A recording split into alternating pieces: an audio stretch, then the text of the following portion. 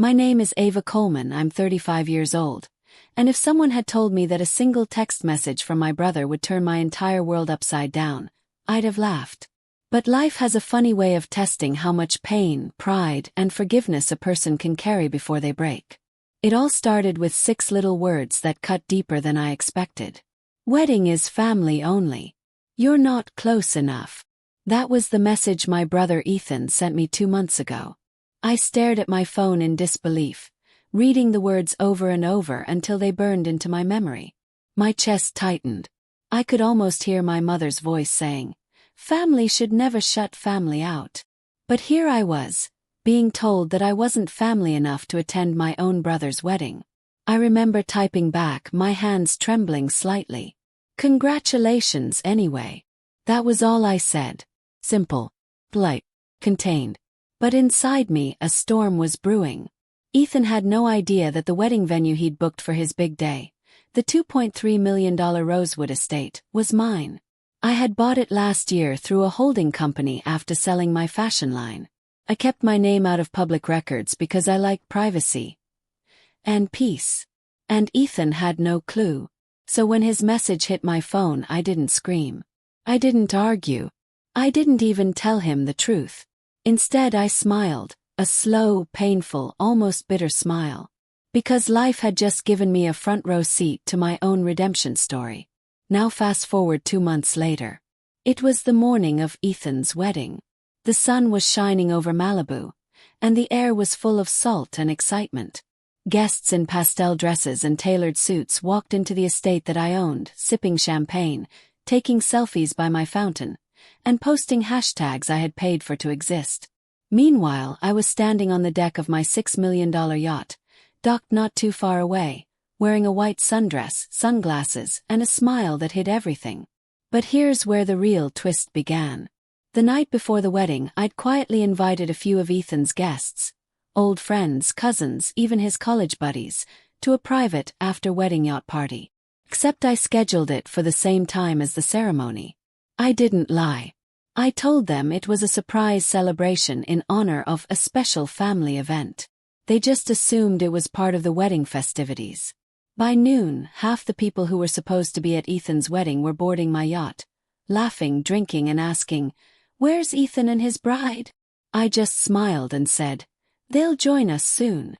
From the upper deck, I could see the empty seats at the estate through my binoculars. Half the chairs unfilled. Half the guests missing. My phone began to buzz uncontrollably. Text after text after text. "Where are you? Did you invite the same people? What's going on, Ava?" My hands shook, not from guilt, but from adrenaline. The kind that mixes power with pain, revenge with heartbreak. Then, at 2:47 p.m., just as the wedding was supposed to start, my phone exploded with notifications. Dozens at once. The first message was from my mother. "Ava, what did you do?" And that's when I realized. The storm had officially arrived. Now before I tell you what happened next, let me take you back. Because to understand why that text from my brother hurt so much, you need to know who I am, and who he is. I grew up in a small town in Vermont. We didn't have much, but our house was always full of love, laughter, and loud dinners. My father was a mechanic. My mother was a teacher. And Ethan, my little brother, was my shadow. When he was 6 and I was 10, we used to build forts out of blankets and pretend we owned castles. He always said, "Ava, one day I'll be rich and take care of you." I'd smile and say, "No, I'll take care of you first." But somewhere between childhood dreams and adult responsibilities, we drifted apart. I left for New York City at 19 to chase a career in fashion. I started small. Thrift store fabrics, second-hand sewing machines, late nights designing clothes I couldn't afford to wear. But I had drive. And that drive built me an empire. By 28, I had launched Ava Luxe, my own fashion line, which took off faster than I could have dreamed. Celebrities wore my clothes. Magazines featured my name. And for a while, I thought success would bring my family closer. Didn't. Ethan said I changed. That I became too fancy for family dinners. He stopped calling. He stopped showing up on holidays. The last time we spoke properly was 3 years ago, when our father passed away. That day, Ethan accused me of not being around enough. I accused him of not trying to understand. We both said things we didn't mean. But deep down I thought time would fix it. I thought one day he'd call me and say, "Let's start over." Instead, I got a text saying, "You're not close enough." Maybe he was right. Maybe I wasn't. But what he didn't know was that I never stopped being the sister who built him forts. That's why the yacht wasn't meant to be revenge. At least not at first. It was my way of taking back the pain, of showing that the sister he shut out still mattered. But as I watched his guests laugh and sip champagne on my deck, a small part of me felt a pang of guilt. Was I doing this to prove a point? Or to heal a wound? The ocean breeze brushed my hair as I stared at the horizon, lost in thought. Suddenly Lydia, my assistant, ran toward me holding my phone. Her eyes were wide. "Ava, you need to see this." Took the phone. The screen lit up with a video, a live stream from the wedding. The bride, Camille, stood at the altar looking furious. The officiant whispered something. Ethan looked pale, scanning the half-empty rows of seats. And then he pulled out his phone. "Should I stop the music?" Lydia whispered. But before I could answer, my phone rang again, Ethan's name flashing across the screen. Froze. The laughter on the yacht faded. The sound of the waves grew louder. Every eye turned to me. I pressed decline. I wasn't ready to talk. Not yet. Instead, I looked out at the sea, my heart pounding, my past catching up to me. The choices I made were about to set everything on fire. And as the music from the yacht played softly behind me, I whispered to myself, "This is only the beginning." But what came next, I never saw coming. Because later that evening, just when I thought the chaos had reached its peak, a mysterious guest arrived on my yacht, someone I never invited.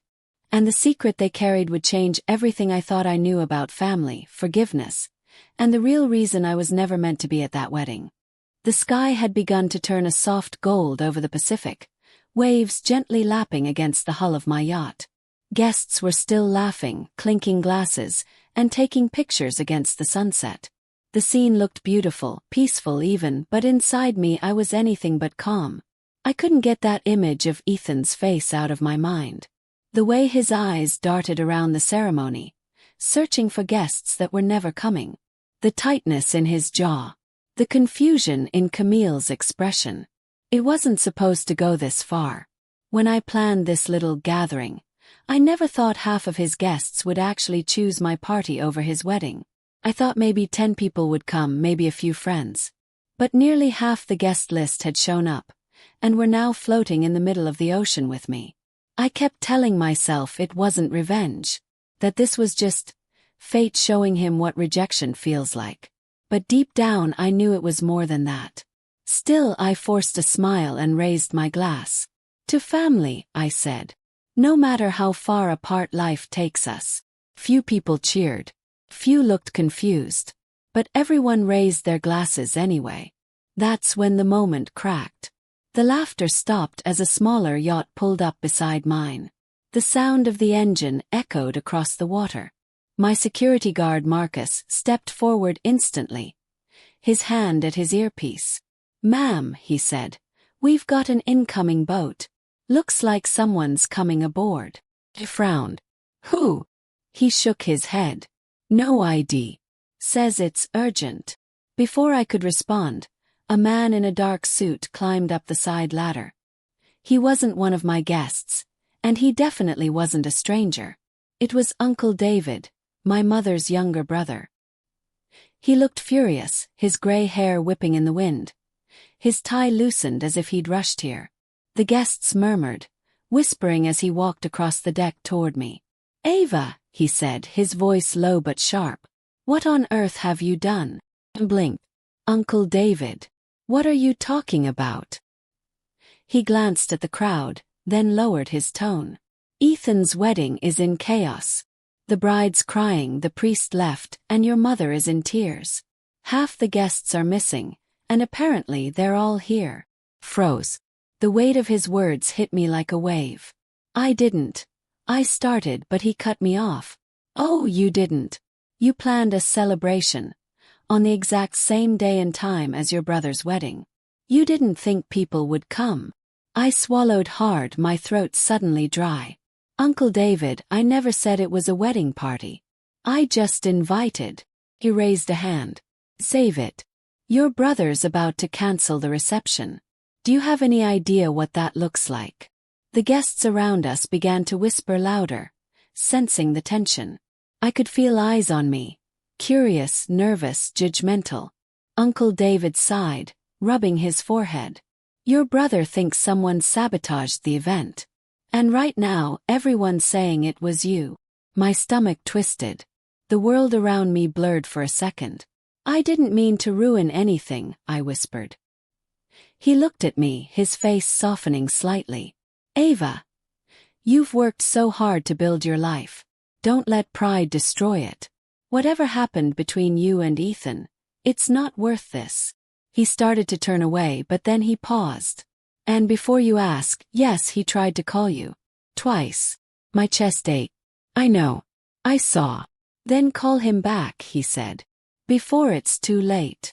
And with that, he walked away, back toward the smaller yacht waiting to take him to shore. For a long moment I just stood there, staring at the sea, trying to make sense of everything. The breeze felt colder now. The laughter on the yacht had died down. People were uncomfortable, whispering, wondering if they'd done something wrong by being here. Finally I turned to Lydia, my assistant. End the party, I said quietly. Her eyes widened. Are you sure? Yes, I said. Send everyone home. She nodded and hurried off, telling the staff to prepare the boats. As the guests began to leave, I leaned on the railing, staring at the darkening sky. My reflection shimmered on the surface of the water, but I barely recognized the woman looking back. Who had I become? A few hours later, the yacht was nearly empty. The soft hum of the engines mixed with the sound of waves. I sat alone on the deck, scrolling through my phone. Missed calls, messages, notifications. Then one message made me stop. It wasn't from Ethan. It was from Camille, his bride. It read, You might think this was about you and Ethan, but it's bigger than that. There's something you need to know about the Rosewood estate. It's not what you think. Call me. Frowned, confused. Not what I think. I owned the place. I'd bought it myself, signed every paper. What was she talking about? Before I could respond, the phone buzzed again, this time with a call. Camille. I hesitated. Then I answered. Her voice was shaky, angry, and scared all at once. Ava, I don't know how to say this, but you're in danger. That venue, the one Ethan booked, it's not under your name anymore. I sat up straight. What? What do you mean? There's been a transfer, she said. Someone sold it. 3 days ago. My heart stopped. That's impossible. I didn't sell it. I didn't think you did, Camille said. But someone forged your signature. And the new owner. They're the reason half the vendors didn't show. Whoever's behind this wanted today to fall apart. The sound of waves grew distant. My pulse pounded in my ears. Who? Yes. Camille hesitated. I think it's someone close to both of you. And then the call disconnected. I sat there frozen, the phone still pressed to my ear, the ocean breeze cold against my skin. My mind raced. Someone had stolen my property, sabotaged Ethan's wedding, and used my name to do it. And worse, it wasn't random. It was personal. My hands trembled as I stared out at the dark water. The lights of the coast shimmered faintly in the distance. Somewhere out there my brother was furious, my mother was crying, and someone I trusted had just set us both up. I took a deep breath and whispered to myself, this isn't over. Just as I stood to go inside, a sudden splash echoed from the side of the yacht. I turned quickly, and saw a figure climbing onto the deck. My breath caught. It wasn't a stranger. It was Ethan. And the look in his eyes told me this night was about to take a turn I would never forget. The sound of dripping water echoed through the night as Ethan climbed over the yacht's railing. His expensive suit soaked. his hair plastered to his forehead. The party lights reflected off the water behind him, turning the sea into a shimmering trail of gold and black. I froze, gripping the edge of the railing, my heart pounding in my chest.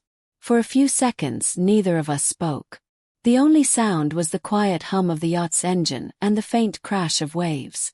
Ethan stood there, breathing heavily, staring at me with an expression I couldn't read. Anger, confusion, hurt, all tangled together. "So this is where everyone went," he finally said, his voice sharp, bitter. "While my wedding turned into a ghost town." I swallowed hard. "Ethan, save it," he snapped, stepping closer. "I spent months planning that wedding. And half the people I invited didn't even show up because they were here. I didn't know." He laughed, shaking his head. "Didn't know? Ava, you sent out private invitations the same day as my wedding. Do you think I'm stupid?" People nearby, crew members who hadn't yet left, froze, pretending to look busy but clearly listening. I felt the sting of embarrassment crawl up my neck. "Ethan, listen to me," I said, trying to keep my voice calm. "I didn't plan this to hurt you. I just wanted—" "What?" he interrupted, his voice cracking. "To prove you could outshine me. To remind everyone you're the successful one. Congratulations, you did it. You made a scene without even being there." His words cut deeper than I expected. "I just wanted to celebrate family," I said softly. He scoffed. "Family? You ghosted us for years, Ava. You didn't come home for Christmas. You didn't visit Mom when she was in the hospital. You act like you're better than everyone. And now you're pretending to care about family." That one hit like a punch to the gut. I took a deep breath. "You don't know everything, Ethan. You think I stayed away because I didn't care. You have no idea how many times I wanted to call, but every time I tried, you made it clear you didn't want me around." He opened his mouth to speak, but I kept going, my voice trembling now. "When Dad died, I wanted to come back home and stay for a while. But you told me not to bother, that you and Mom could handle everything. You pushed me away, Ethan. And now you're mad because I finally stopped chasing you." His face softened for a brief moment. "That's not true. Then why did you send me that message?" I asked quietly. "Wedding is family only, you're not close enough." He looked down, his jaw tightening. "Because Camille thought it would be awkward. You and her never really." "Don't blame her," I cut in. "You said it, not her." The air between us grew heavy. He sighed, running a hand through his wet hair. "Look, maybe I said it wrong. I just meant—" I held up a hand. "Don't. It doesn't matter anymore." For a long moment, silence hung between us, thick and painful.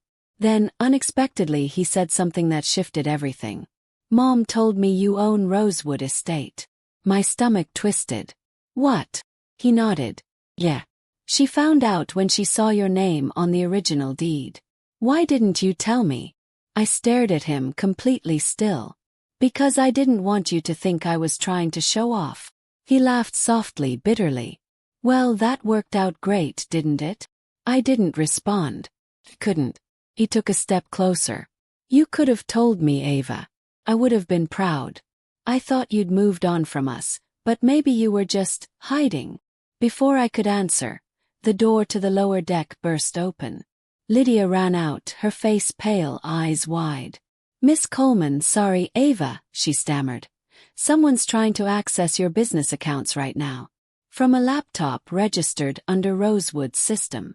"What?" asked. Ethan frowned. "What does that mean?" "It means," Lydia said, catching her breath, "whoever forged your signature, the one Camille mentioned, they're not done. They're trying to take over more of your assets." I grabbed my phone instantly, opening the security app for my company's servers. My hands shook as I scanned the logins. She was right. There was an active session from Rosewood Estate, using admin credentials. "How is that possible?" I whispered. Lydia bit her lip. "There's more. The name on the transfer document. It's someone we know." Ethan stepped closer. "Who?" Lydia hesitated, looking between us nervously. Lydia, just say it, I demanded. She took a breath. Your mother. Everything stopped. The wind. The sound of waves. Even the faint chatter of crew members in the distance. I stared at her, my mind blank. That's not funny. I wish it was, Lydia said quietly. The new deed lists Margaret Coleman as the buyer. The payment went through her joint account with your late father, the one that was never closed. Ethan's face went pale. No, that's impossible. Mom doesn't even handle online banking. But the tremor in his voice betrayed him. My knees felt weak. I took a step back, trying to process it. You're saying Mom bought Rosewood from me without telling me? Why would she do that? Lydia shook her head. I don't know. But whoever helped her knew exactly what they were doing. I sank onto one of the lounge chairs, my mind spinning. Nothing made sense. My mother was the kindest woman alive. Gentle, patient, the glue that held us all together. She'd never betray me. Never. But facts didn't lie. Ethan paced back and forth, his hands on his head. There has to be another explanation. Maybe she was tricked. Maybe someone used her name. I wanted to believe that. I needed to believe that. But a small voice inside whispered something darker. Something I didn't want to hear. What if Mom had done it to force us back together? What if this entire disaster, the venue, the missing guests, the chaos, was part of her plan to make us face each other again? I looked up at Ethan, my voice barely a whisper. We need to go home. Now. He nodded, his expression tight. Yeah, we'll figure this out. Together. For the first time in years, we agreed on something. But just as we turned toward the steps leading below deck, a loud explosion of sound erupted behind us. A scream, followed by the shattering of glass. I spun around. Lydia was gone. Her phone lay on the deck, screen cracked, still glowing with the last words from the hacked account. Access granted. Next target. Coleman Family Trust. My heart stopped. Someone wasn't just after my business. They were coming for all of us. And from the way the night had just turned deadly, I realized something terrifying. This wasn't about revenge anymore. It was war. The deck lights flickered as the sound of shattering glass echoed through the yacht. I ran toward the direction of the scream, Ethan right behind me, the salty wind cutting through the growing panic. My heart pounded so loud it felt like the ocean itself was roaring in my ears. Lydia! I called out, scanning the deck. Lydia, where are you? For a moment, there was nothing but the sway of the yacht and the dark water below. Then, faintly, I heard a muffled groan. Ethan pointed toward the side of the ship, near the stairway that led down to the lower level. There! We rushed over. Lydia was sprawled on the deck, her arm bleeding where she must have been cut by shattered glass. Her phone was lying beside her, the cracked screen flickering. Lydia! I knelt beside her, panic tightening in my chest. What happened? Her lips trembled as she spoke, voice weak but urgent. Someone's here. Ethan's eyes darted toward the shadows near the back of the yacht. The night felt suddenly alive, every sound sharper, every movement suspicious. Who? I demanded. Who's here? Lydia shook her head, wincing. I didn't see. Just footsteps. They grabbed me from behind and threw me down. Ethan pulled her gently to a sitting position. We need to get her inside. Now. I nodded, helping her up as Marcus, my security guard, came sprinting across the deck. What's going on? He barked, scanning the area.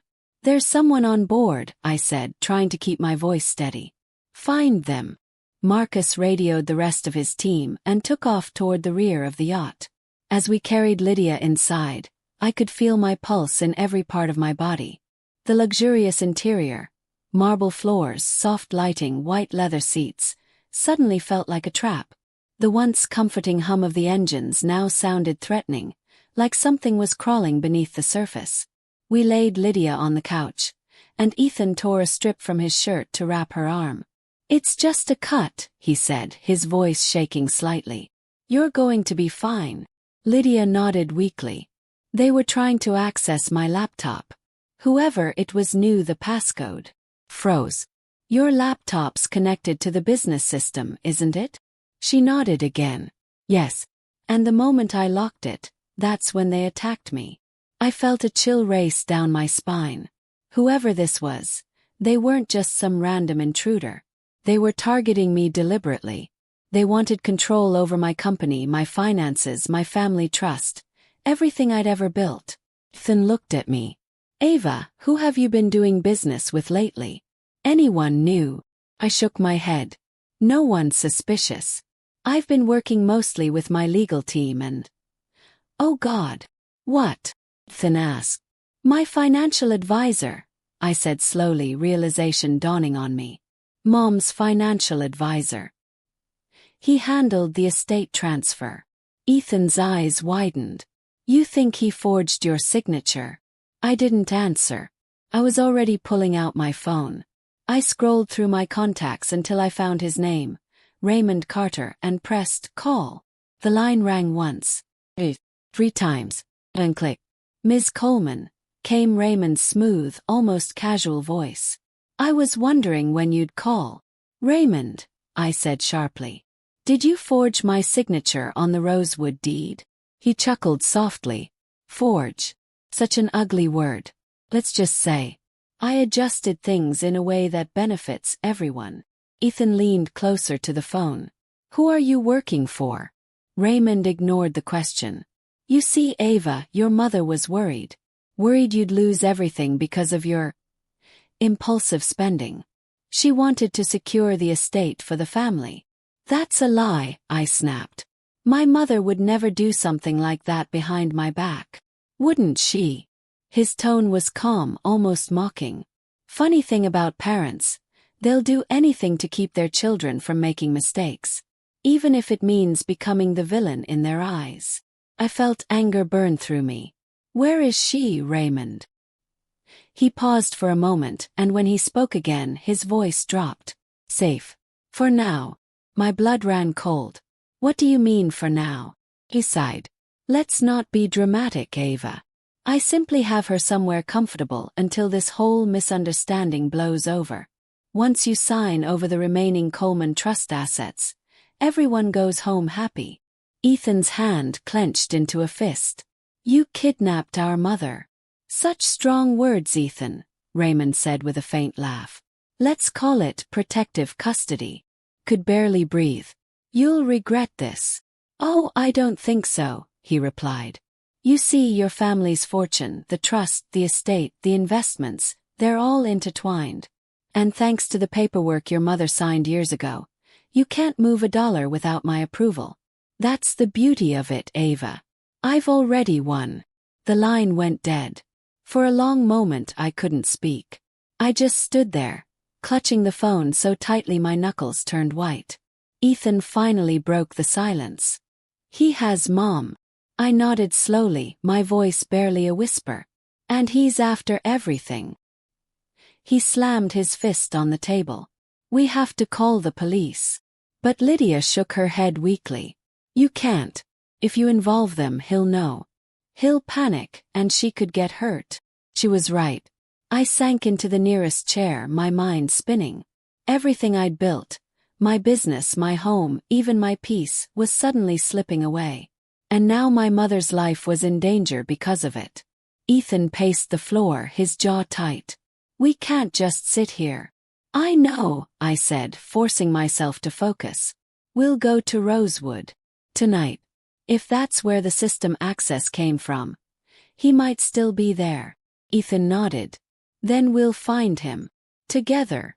For the first time since that awful text message, we were truly on the same side. But as Marcus came back into the room, his face was pale. Ma'am, he said quietly, you might want to see this. He handed me his phone. On the screen was a live security feed from the dock cameras. A black SUV was parked near the pier, engine running, headlights off. And standing beside it was Raymond Carter. He looked up at the camera and smiled. Then he held up a sign. It read, "Tick-tock, Ava. You have until midnight." Ethan's hand gripped my shoulder. We have less than 3 hours. I stared at the screen, my heartbeat quickening. This was no longer about pride or pain. This was about survival and family. For years I had run from them.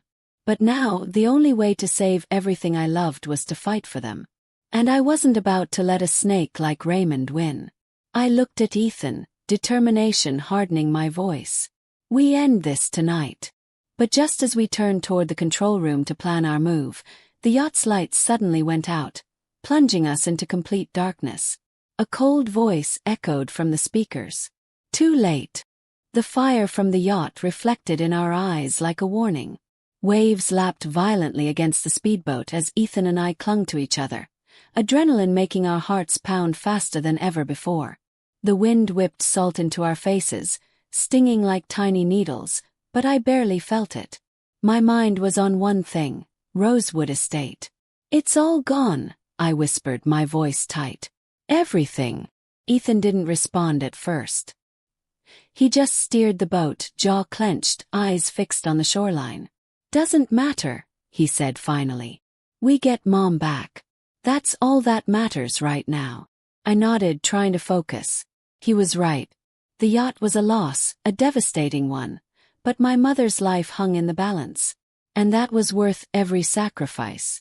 As we neared the dock, the estate loomed ahead. Its towers and gardens, usually pristine and inviting, now looked ominous in the darkness. Lights flickered across the windows, some on, some off, and in the distance I could see movement. Shadows creeping along the lawns, too calculated to be random. Ethan lowered the boat carefully, and we slipped onto the dock. I felt my legs shake as we stepped onto solid ground after hours of chaos. Every instinct screamed that danger was near. We have to be quiet, I whispered. If Raymond or whoever's holding Mom sees us. Ethan nodded, gripping my arm. Let's move.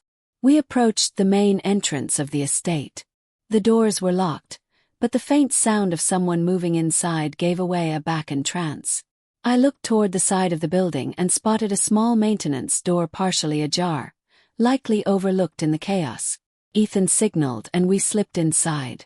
The hallways were dark and silent, save for the soft echo of our footsteps.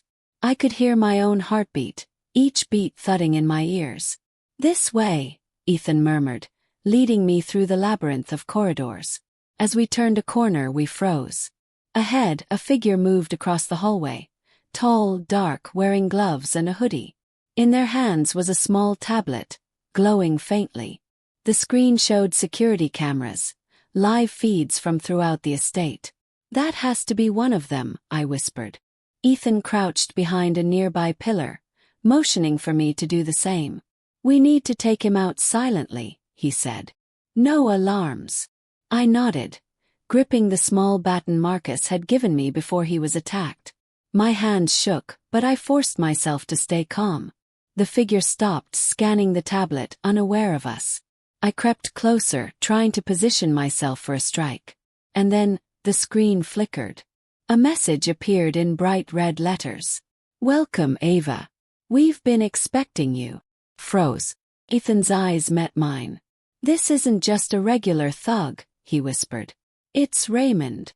Before I could react, the figure spun around. It wasn't Raymond. It was my mother. My breath caught. She looked disheveled, hair loose, eyes wild. But she was alive. She held a small device in her hand, a tablet similar to the one the intruder had used, and her expression was unreadable. Mom, I whispered. She looked at me, her lips trembling. Ava. I had no choice. Ethan stepped forward. What do you mean, no choice? You were in danger, Mom. She shook her head. It wasn't just about me. It was about you, about all of us. Raymond isn't the one you should fear. He's just a pawn. I felt my stomach drop. What are you talking about? Mom hesitated, then tapped a few buttons on the tablet. Screens flickered to life on the walls around us. Cameras showing rooms, hallways, even the garden outside. And then I saw him. Raymond Carter, standing calmly in the main hall, watching us through the camera feed. Mom's hands shook as she pressed another button. He's controlled everything, Ava. I had to keep him distracted while we figured out a way to fight back. I stared at her. You orchestrated this? She nodded slowly. Yes, it's not what you think. I never wanted to hurt you or Ethan. I had to make sure you both were forced to act together. You've been divided too long. Raymond saw that and exploited it. Ethan stepped closer, anger and confusion written all over his face. You put us through this, for a lesson. Mom's eyes filled with tears. No, not a lesson. A warning. And a chance to save our family. My heart raced. Then where's Raymond? How do we stop him? Mom glanced at the hallway behind her. He's coming. Can feel it. And he's not alone. At that moment the main doors burst open. Raymond stepped inside, flanked by two large men. He smiled, hands raised as if he were greeting us at a party. Good evening, Coleman family, he said smoothly. I see you've met my new associates. Ethan stepped forward, fists clenched. Step away from her. Raymond laughed softly. Oh, I won't hurt her, not yet. But Ava, you and your little sister act as if you're in control. That's cute. I realized then that the stakes had just been raised higher than ever. The intruders weren't just after money. They were testing us, pushing us to our limits. Mom stepped closer to me, whispering, Stay calm. Trust me. I've been planning this for weeks. I took a deep breath, trying to steady myself. What's the plan? Before she could answer, one of Raymond's men lunged at Ethan. I swung the baton, striking him in the side. He went down with a grunt. Raymond's smile faded, replaced with cold fury. Interesting. Very interesting. Looks like this family isn't as easy to manipulate as I thought. I glanced at Mom. Now what? She gave me a small, determined smile. Now we fight.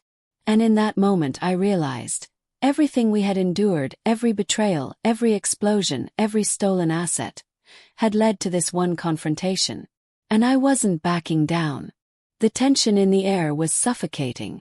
The hallway at Rosewood Estate seemed smaller, darker, and more dangerous than ever, though I knew every corner of this place better than anyone. Ethan stood beside me, fists clenched, ready to protect Mom. My mother, calm but resolute, held the tablet that had guided us here, the key to finally turning the tables on Raymond. Raymond stepped forward. His usual calm smile replaced by a thin line of anger. So, the family finally shows up, he said. Too little, too late. I took a deep breath, my hands steady now. No, Raymond. You've underestimated us for the last time. The first of his men lunged at Ethan, but he sidestepped, tackling the man to the ground. I swung the baton, hitting the second man squarely across the chest, sending him crashing into a display table. My mother moved silently, tapping commands on the tablet. Security cameras flickered, lights turned on in different rooms, and alarms began blaring throughout the estate. Raymond froze for a split second, realizing we had regained control over the security system. But he was clever, too clever to be caught off guard for long. He raised his hands, stepping back slightly, a calculated calm returning to his face. Clever, he said. But cleverness won't save you. Before I could respond, one of the intruders tried to grab Mom. In a flash, Ethan tackled him to the ground. I swung the baton again, striking another man in the shoulder.